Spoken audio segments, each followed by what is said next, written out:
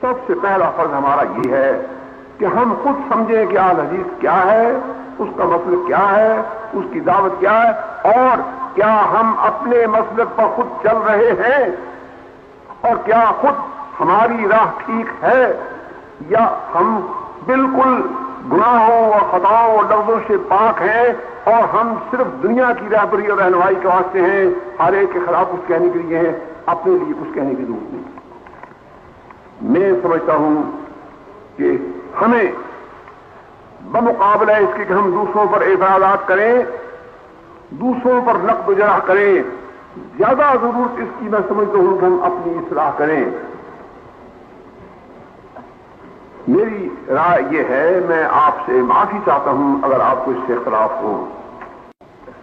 ہم جماعت اہل حدیث وہ تھی کہ جو عزائم کو چاہتی تھی، رخصتیں نہیں چاہتی تھی، رخصتوں کو پسند نہیں کرتی تھی، بلکہ عزائم کو پسند کرتی تھی کہ افضل کون سا عمل ہے، اعلیٰ کون سا عمل ہے، سنت کا تقاضا کیا ہے، قرآن کی تعلیم اس بارے میں کیا ہے، حدیث رسول اللہ کی اس بارے میں کیا ارشادات ہیں، صحابہ کرام کا طرز عمل کیا تھا۔ اب ہم رخصتوں کو تلاش کرتے ہیں۔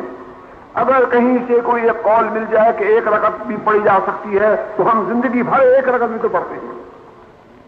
یہ ہمارا دینی انحطاط ہے۔ اگر ہمیں معلوم ہو جائے کہ کسی روایت سے ثابت ہوتا ہے کہ ظہر سے پہلے 4 سنتیں یا 2 سنتیں پڑھ سکتے ہیں تو تمام عمر ہم ظہر سے پہلے 2 ہی رکعتیں پڑھیں گے۔ اگر کسی جگہ پر یہ معلوم ہو جائے کہ ننگے سے نماز پڑھنی جائز ہے تو ہم ٹوپیاں اتار کر کے صفوں کی صفیں ننگے سے کھڑے ہو جائیں گے۔ پھر سن لیجیے، مختصر یہ کہ جماعت اہل حدیث کی ابتدا اور اس کی زندگی اس ملک میں جب ہم نے شروع کی ہے تو اس کی دعوت عزائم کی طرف تھی، اعلیٰ اور افضل کاموں کی طرف تھی۔ رخصتیں ہم نہیں تلاش کیا کرتے تھے، اب ہم رخصتیں تلاش کرتے ہیں۔ یہ ہمارا دینی انحطاط اور دینی کمزوری ہے۔